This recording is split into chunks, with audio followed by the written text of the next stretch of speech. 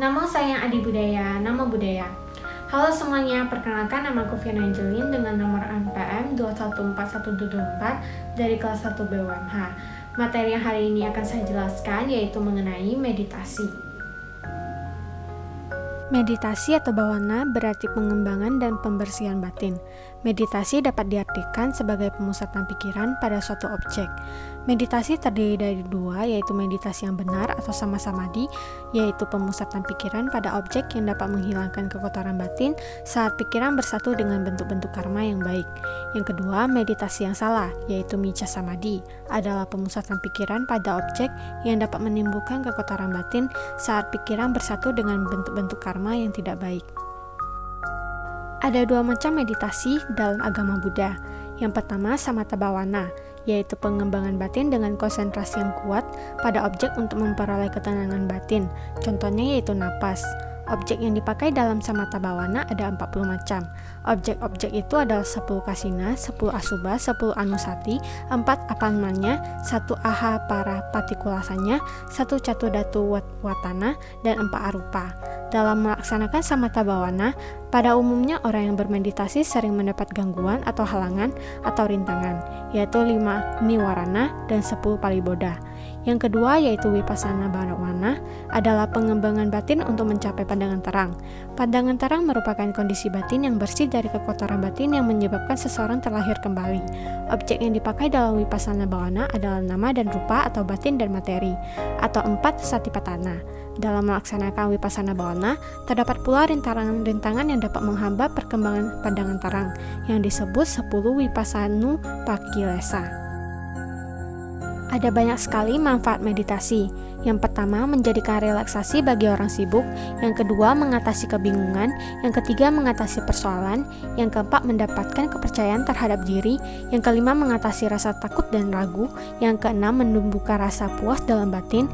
Yang ketujuh, mengatasi keraguan-raguan dan dapat melihat nilai-nilai praktis dalam bimbingan agama, menghilangkan pikiran kacau, menguatkan daya ingat sehingga apabila kalian belajar akan lebih baik sesama dan berguna, memperoleh kebahagiaan kalian sendiri maupun kebahagiaan orang lain, memperoleh kepuasan dan ketenangan batin, terhindar dari rasa iri hati, mengerti secara mendalam mengenai hakikat kehidupan, mengendalikan kemarahan, kebencian, dan rasa dendam, dan sebagainya, mengatasi nafsu dan keinginan, membawa menuju ke kesadaran yang lebih tinggi dan mencapai penerangan sempurna. Sebelum melakukan meditasi, ada beberapa persiapan yang harus kita lakukan. Yang pertama yaitu tempat. Pilihlah tempat yang sesuai untuk berlatih meditasi. Hindari tempat yang terlalu ramai, penuh dengan kesibukan pekerjaan sehari-hari. Tempat tersebut misalnya dapat berupa kamar, kebun, atau tempat lain yang cukup terang. Berusahalah berlatih di tempat yang sama dan jangan sering berpindah tempat. Yang kedua yaitu waktu. Waktu meditasi dapat dipilih sendiri. Sesungguhnya setiap waktu adalah baik. Namun, biasanya orang menganggap bahwa waktu terbaik meditasi adalah pagi hari antara jam 4 sampai jam 7 atau sore hari antara jam 5 sampai dengan jam 10. Bertekadlah agar tekun dalam melakukan latihan meditasi dengan teratur setiap harinya. Yang ketiga, yaitu guru. Apabila mempunyai teman yang sudah berpengalaman meditasi, cobalah berdiskusi dahulu dengannya. Bisa juga dengan membaca buku mengenai meditasi terlebih dahulu. Apabila telah mendapatkan guru, ketahuilah bahwa guru adalah teman dan petunjuk jalan. Dalam meditasi ada beberapa posisi yang dapat kita laksanakan. Yang pertama, meditasi dengan posisi duduk. Caranya, duduk bersila atau padmasana, badan tegak tetapi rileks, sebaiknya tidak bersandar pada dinding atau sandaran lainnya, mata dipejamkan, batin tenang, dan pikiran dipusatkan pada objek yang dipilih.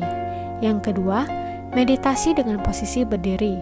Berdiri dengan kaki sedikit renggang, kedua tangan di depan dada, tangan kanan memegang tangan kiri, usahakan dapat menjaga keseimbangan tubuh supaya batin tenang, kemudian konsentrasikan pikiran pada objek yang dipilih. Yang ketiga, meditasi dengan posisi berjalan. Meditasi berjalan disebut cankamana. Meditasi ini dapat dipraktikkan dengan beberapa cara, antara lain, berjalan dengan menghitung langkah kaki, berjalan dengan menyadari langkah kaki, menghitung langkah kaki kanan, melangkah atau menyadari kaki kiri melangkah dan seterusnya. Meditasi dengan posisi baring. Berbaring dengan posisi tubuh miring ke kanan atau ke kiri ataupun ke atas, seperti posisi tubuh Sang Buddha ketika parinibbana. Kaki lurus, kepala ditopang dengan tangan kanan, mata dipejamkan, batin tenang, dan pikiran terpusat pada objek meditasi yang dipilih. Jadi, sekian penjelasan saya hari ini mengenai meditasi. Apabila terdapat kesalahan pada penggunaan kata dan penjelasan saya memohon maaf. Namo Sayang Adi Budaya, Namo Buddhaya.